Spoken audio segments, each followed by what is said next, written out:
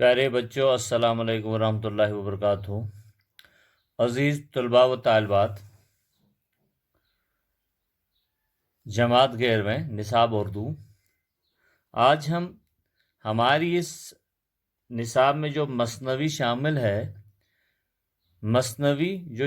ہے داستان حالت تباہ کرنے، ماں باپ کی شہزادے کے غائب ہونے سے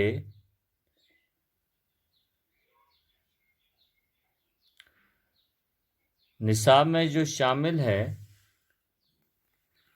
اس سے ہم نثر میں لکھنے کی ہم کوشش کریں گے، کیونکہ مثنوی جو ہے یہ جو ہمارے نصاب میں جو شامل ہے اس میں لگ بھگ 46 اشعار ہیں، اور پھر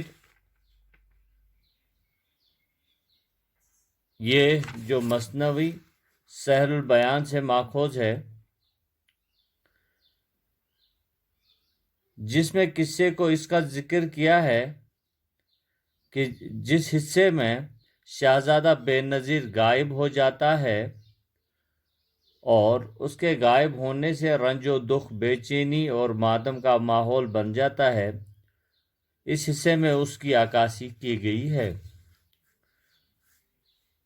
چونکہ داستان حالت تباہ کرنے، ماں باپ کی شہزادے کے غائب ہونے سے، جو یہ اس کا نثری حصہ شاید سوال آ سکتا ہے ہمارے اس میں، تو نصاب میں شامل اس کا جواب ایسے لکھیں گے ہم کہ نصاب میں شامل مثنوی کے اشعار میں میر حسن کی مشہور مثنوی سحر البیان سے یہ ماخوذ ہے۔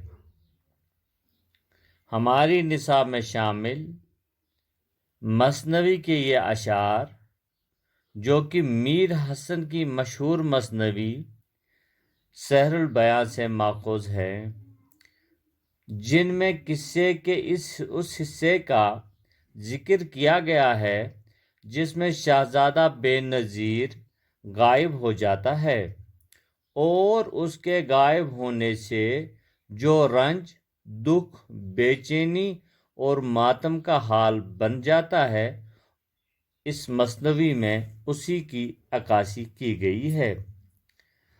واضح رہے کہ شہزادے کو دراصل پری محروق اپنے ساتھ اڑا کر لے جاتی ہے۔ شاعر کہتے ہیں کہ اے ساقی جلدی سے مجھے شراب پلا دے، شہزادے کے غائب ہونے سے میرا دل بہت غمگین ہو گیا ہے اور میں اپنا غم غلط کرنا چاہتا ہوں۔ یہ کہانی کہ شہزادہ کیسے غائب ہوا، یہ بات میں یہیں چھوڑ دیتا ہوں، بلکہ میں شہزادے کے غائب ہونے سے جو باقی ماحول غم زدہ ہوا اس کا ذکر کرتا ہوں۔ جب ایک نوکرانی کی آنکھ کھل گئی تو اس نے دیکھا کہ شہزادہ وہاں نہیں ہے۔ جس جگہ شہزادہ پلنگ پر سویا ہوا تھا وہ پلنگ بھی وہاں نہیں ہے، تو اور نہ پھول جیسا شہزادہ اور نہ ہی اس کی خوشبو وہاں موجود تھی۔ کوئی نوکرانی اب اس غم سے رونے لگی، کوئی تڑپ تڑپ کر اپنی جان کھونے لگی، کوئی بے چینی میں ادھر ادھر پھرنے لگی اور کوئی غم کی وجہ سے نڈھال ہو کر گرنے لگی، کوئی غمگین ہو کر سر پر ہاتھ رکھ کر رونے لگی، کوئی صدمہ کی وجہ سے خاموش تصویر کی طرح خاموش ہو گئی، کوئی حیرت و پریشان اپنی ٹھڈی کے نیچے چھڑی رکھ کر نرگس کی طرح کھڑی کھڑی رہ گئی ہے، کوئی حیرانی کی وجہ سے دانتوں تلے انگلیاں دبا کر رہ گئی، اور کسی نے کہا کہ شہزادے کے غائب ہونے سے یہ جو گھر ہے یہ تباہ و برباد ہو گیا ہے۔ کسی نے پھول سنبل جیسے بال کھول دیے اور شہزادے کے غم میں اپنے چہرے پر تھپڑ مار کر اپنے گال کو لال کر دیے۔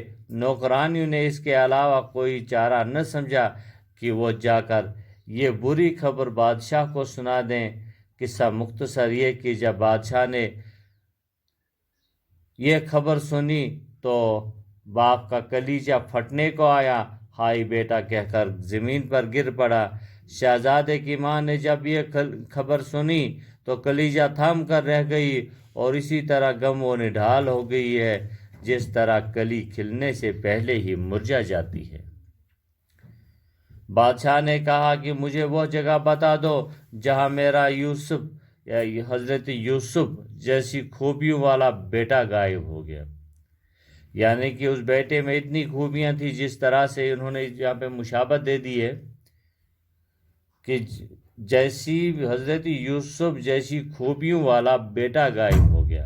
وہ بادشاہ کو چھت پر لے گئے اور اسے کہا کہ یہاں چھت کے کنارے شہزادہ سویا ہوا تھا۔ بادشاہ نے وہ جگہ دیکھی جہاں سے شہزادہ گم ہو گیا۔ وہ شدت غم سے جیسے پاگل ہو گیا اور شہزادے سے باتیں کرتے ہوئے کہا کہ تو یہاں سے چلا گیا۔ بادشاہ کہتا ہے کہ اے میرے جوان بیٹے، میں بوڑھا شخص اب کیا کروں گا؟ اب میں کدھر جاؤں گا؟ اس بڑھاپے کی حالت میں اب کہاں جاؤں؟ تم نے تو اس بوڑھے باپ کا بھی خیال نہیں کیا۔ تو نے مجھے غم کے سمندر میں ڈبو دیا، تو نے مجھے مار ہی ڈالا ہے۔ اب وہ رات جس رات شہزادہ گم ہوا وہ ایک عجیب رات تھی، بلکہ وہ رات نہیں، وہ قیامت کا دن تھا۔ بہرحال جب صبح ہو گئی اور شہزادے کے غم میں رات نے اپنا گریبان چاک کیا تو سب تک یہ بری خبر پہنچی اور سب سر پر خاک اڑانے لگے یعنی ماتم کرنے لگے۔ جب ایک صبح سورج چڑھتے ہی پورے ملک میں یہ بری خبر پھیل گئی ہے کہ بادشاہ کا بیٹا غائب ہو گیا ہے، شہر میں ہر طرف شور اٹھا کہ پھول جیسا شہزادہ اس شہر سے غائب ہوا۔ سبھی لوگ دکھی ہو گئے، رونے پٹنے لگے۔ سارا شہر غم قدح بن گیا۔ جس سے وہ سروقت شہزادہ اس باغ سے چلا گیا جب سے وہ سروقت شہزادہ اس باغ سے چلا گیا تب سے تمام پھول داغ جیسے نظر آنے لگے، یعنی پھولوں میں وہ تازگی اور وہ دلکشی باقی نہیں رہی۔ سروں کے خوبصورت پیڑ سیدھا کھڑا رہنا اور اکڑنا بھول گئے۔ بلبلیں غم کے مارے سروں پر دھول اڑانے لگیں۔ اب بلبلوں کی آواز ایسی غمناک ہو گئی جو ایک کی آواز سنتا اس کا جگر جل جاتا ہے۔ باغ کے تمام درخت سوکھ کر پیلے پڑ گئے ہیں، درختوں سے پھل گر کر پاؤں کے نیچے کچلے جانے لگے۔ بلبل کے گانے کسی کو دلچسپی نہیں رہا اور پھر پھولوں کا جگر جو ہے دکھ کی وجہ سے پھٹنے لگا ہے، گویا پھولوں کی پتیاں نہ ہوں بلکہ جگر کے ٹکڑے ادھر ادھر بکھیرے ہوئے ہیں۔ شہزادے کے رنج و ملال کی وجہ سے کلی مسکرانا بھول گئی، غرض اپنا خون پی کر سرخ پھول بن گئے ہیں۔ روتے روتے نرگس کی آنکھوں کی روشنی چلی گئی ہے۔ سنبل نے دکھ کی وجہ سے اپنے بال نوچ ڈالے ہیں اور پھر نہر کے کنارے کی جگہ جہاں چھت پر شہزادہ غائب ہوا تھا اس قدر ویران ہو گئی کہ وہاں گرد و غبار اڑنے لگا ہے۔ صدمے کی وجہ سے لالے کے پھول کے دل میں آگ لگ گئی ہے۔ اس نے خوشی کا جام زمین پر پھینک دیا اور اداس اور رنجیدہ ہو گیا ہے۔ تمام درخت ماتمی پیڑ ہو گئے ہیں، سوکھے ہو گئے ہیں، یہاں تک کہ انگور ہوش و حواس کھو گئے، پیڑ سے نیچے گر گئے۔ باغ میں تمام سائے میں گویا سیاہ ماتمی لباس پہن کر زمین پر اوندے منہ لیٹ گئے۔ درختوں کے پتے ہل رہے ہیں، یوں لگتا ہے کہ دکھ کی وجہ سے وہ ہاتھ مل رہا ہے۔ پانی کی نہر کا بھی شہزادے کے غم میں پانی کم ہو گیا تھا۔ اس کی آنکھیں بھر آئی۔ شہزادے کی موجودگی کے وقت جو فوارے رواں دواں تھے اب وہ خاموش ہو گئی ہیں۔ پلکوں پر جو آنسو تھے وہ گر پڑے اور پانی کے خالی سراغ گویا روتے روتے پڑ جاتے ہیں۔ پانی کے چشموں کی حالت اس حد تک خراب ہو گئی ہے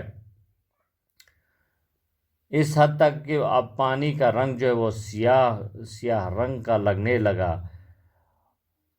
نہریں اب سوکھ گئی، سبزے کی ہریالی ختم ہو گئی، گویا سب شہزادے کے غم کا اثر ہوا۔ نہ کلی نہ گلستان کھلا رہا ہے، صرف شہزادے کی جدائی کا کانٹا ہر جگہ موجود ہے۔